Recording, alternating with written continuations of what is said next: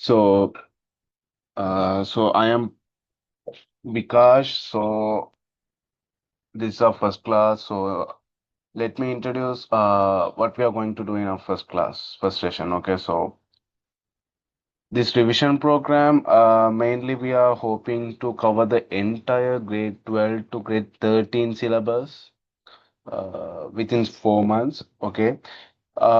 In this revision program, mainly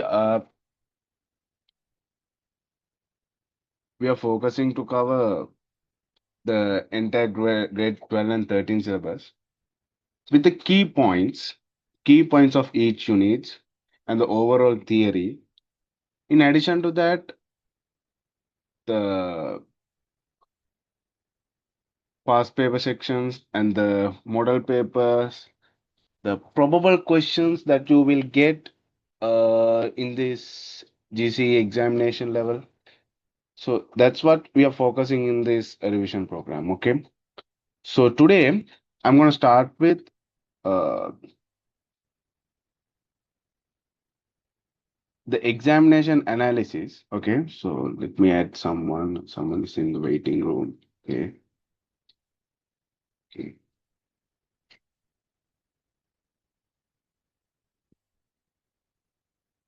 Okay. Okay. Fine. So let's start with the examination analysis. Okay. So hope all of you guys have this tube, right?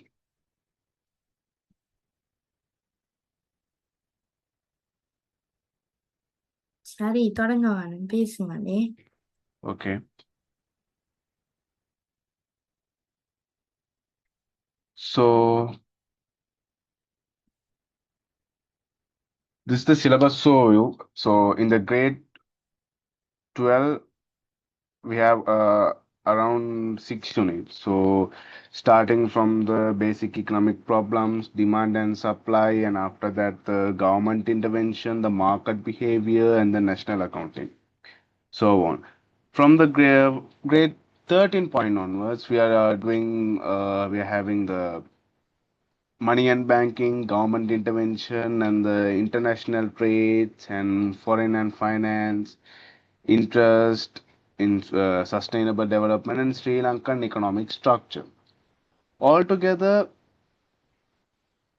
grade 12 and 13 will proportionate to the exam around 100 to 100 percentage of each. Okay. So how the MCQ will be allocated for each unit. Okay, so the basic economic problems from the unit one, you will get around 1 to 4 questions. Okay, so as you can see, the from the unit two, around 5 questions, question 5 to 10, and the unit three will be 11 to 13, unit four, 5, 6, and so on. I have given a detailed analysis. Okay, in this dude. Okay, so there are around 50 questions. Okay, from 50 questions, we will get around 27, approximately 27 uh, questions from the grade 12 and 23 from the grade 13. Okay, so approximately you have to spend around 2 minutes.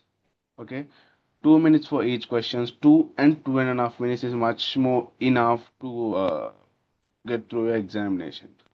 Okay, in the part one. So part one, for the part one, you have around 2 hours to do the examination. So 2 hours multiplied by 50, which get around 2.8, around 3 minutes for questions. But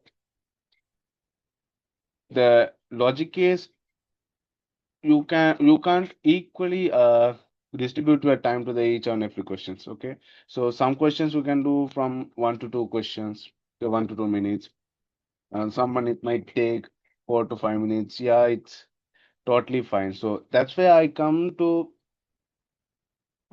get through this examination. So to time manage and how to prepare you for the going forward to the examination. So what will do the part 2 exam?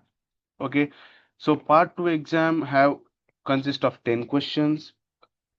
There are two categories, subsection A and subsection B. All you know, the subsection A have 5 questions and the subsection B have 5 questions. Out of 5, you have to choose 3 from a section and 2 from another section. Okay. So the part 1 consists of 200 marks and the part 2 consists of 200 marks. So, and I have, going through the past 5 years examination papers, I have created a table. So what are the areas you can easily score, okay, from the question, for the out of the 10 questions, okay? So there is a probable chart there, okay? So you can go through with that, uh, what are the questions you can score and all. So, okay, so I will be teaching all these questions with the real world examples and how to explain those stuff, how to draw graphs and how to do the calculations in a stipulated time in a very basic manner. Okay, and the time management of the questions. So each questions you have how much time you have to spend the reading and the definitions and the drawing, calculation and all stuff.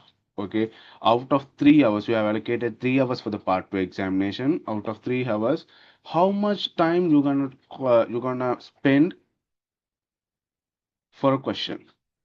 That's the basic thing. Okay, so and there are some tips given to the part 1 and the part 2 paper. Okay, so moving forward to the theory part of the for the unit 1, uh, I need to raise a question. Okay, so all of you guys okay with speaking fully English in the classroom, or else do you want me to speak Sinhala in between the classes, in between the session? Can I have a miss? Can I have a chat? Can I have a yes or no in a chat box? That would be better. Can I have a message or whatever? If I have some feedback, that will be better for you guys as well.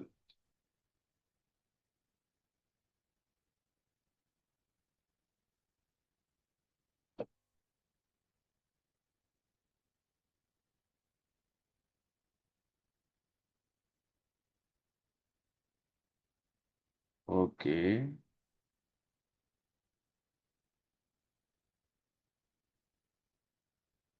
I got a one message.